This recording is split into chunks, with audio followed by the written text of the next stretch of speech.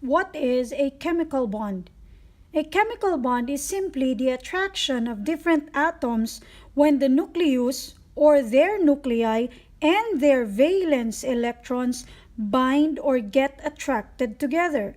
And when these different atoms get attracted, then that's the time compounds are formed. So when we say compounds, compounds are combinations of different atoms that are chemically bonded to each other. There are two types of chemical bond. The first type is the ionic bond, and the second one is called the covalent bond. Ionic bond is the electrostatic attraction between the metal and a non-metal. So what happens in ionic bond is that the metal will lose electrons that will make it a cation, positively charged ion.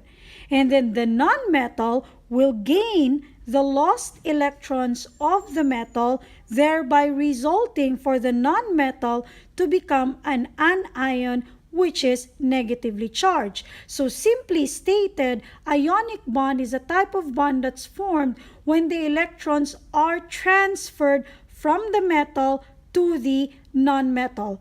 And we know that in the periodic table, the metals are the ones found on the left of the metalloids, and the non-metals are the ones found on the right side of your metalloids. Covalent bonds, on the other hand, are the bonds that result from the sharing of the electrons of all the non-metals. And because of this, because the electrons are shared, you don't expect your atoms to become ions. So sharing means the electrons can freely transfer from one non-metal to the other without being exclusively gained or lost, unlike the ionic bond. So again, covalent bond is formed between all nonmetals that are found on the right side of the periodic table, and electrons are shared. So how do we illustrate the formation of the chemical bond? There is a very useful notation that we can use in order to understand the chemical bonding mechanism.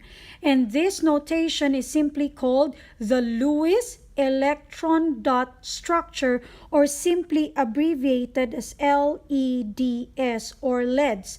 So what does the LEDs do? The LEDs simplify the representation of the valence electrons by simply putting or representing them as dots.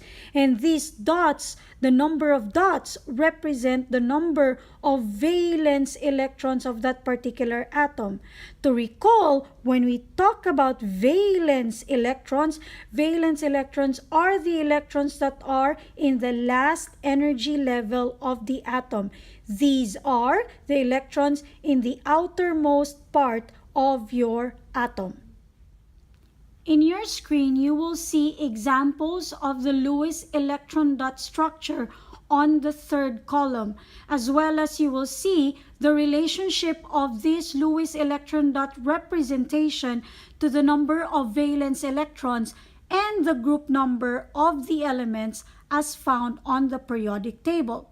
Focusing our attention to the group numbers here on the first column, you will see that the group numbers that are written are the group numbers only of the S and P blocks, because you will see only the pattern for this for the S and P block elements. So that's why you will see group 1 and 2 for the S block, and then 13 until 18 for the P block elements. And as what you have noticed, in the Lewis Electron Dot Structure examples of these elements, in the specific group number, you will see that the number of dots that you see surrounding the symbol of the element represents the number of valence electrons in that particular group. So sodium Na has 1 valence electrons, so you see 1 dot. So you see in the table also that the number of valence electrons coincide with the number of dots that you see surrounding the symbol of the elements. So if you look at the example for Na is in the first group, so it has 1 valence electron, so you see 1 dot surrounding the symbol of Na. Beryllium, on the other hand, has 2 valence electrons, so you see 2 dots surrounding beryllium. Take note that the 2 dots are not paired yet because the symbol of the element has 4 corners, top, bottom, left, and right. So you need to distribute the dots first among those 4 corners before you're going to pair them up. Same thing with aluminum. Aluminum has 3 valence electrons. Therefore, you see 3 dots that are not paired up surrounding the symbol of aluminum. Carbon, on the other hand, has 4 valence electrons, and you see all these 4 dots for carbon that are also unpaired. Group 5, when you go to 5 valence electrons for nitrogen, you will see that there are only 4 corners, so that means the 5th electron will have to be paired by any of the single dots. So you see 1 pair for nitrogen and the 3 other are unpaired. When oxygen has 6 valence electrons, you will also see that oxygen has 2 pairs already and the other 2 are unpaired.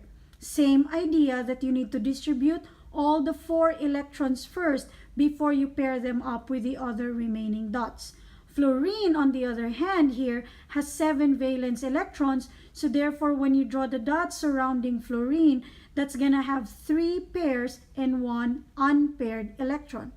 Neon, being the last example in this table, has 8 valence electrons because it's a noble gas, and you will see that neon has 4 paired electrons with no unpaired electrons.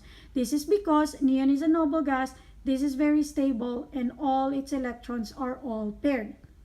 Now, let's relate that to the oxidation numbers or the charges of these elements that have this number of valence electrons. So there's also a pattern with regards to the charges that these elements per group can form when they are bonded in an ionic way. So when we say ionic in the previous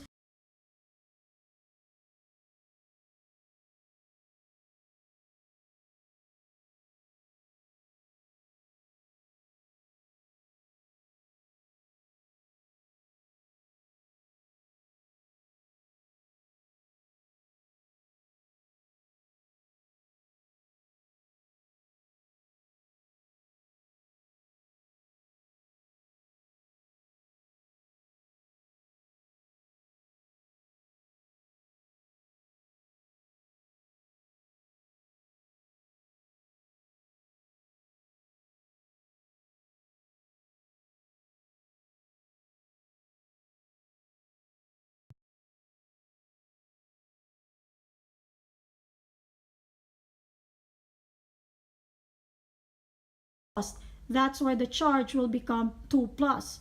For the ones in group 13, which has 3 valence electrons, they will lose all the 3, therefore the charge of group 3 will become. And then when we reach group 14, then that's the time that you are in the middle of the S and P block. This one, usually they don't have a charge because these elements in group 14, usually they form the covalent bonding.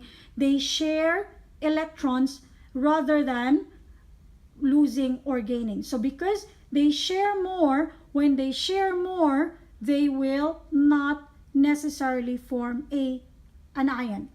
Now, when we reach group 15 on the other hand, this is the start that your atom will have to gain the electrons because this is the side where you have your non-metals. So your non-metals gain the electrons.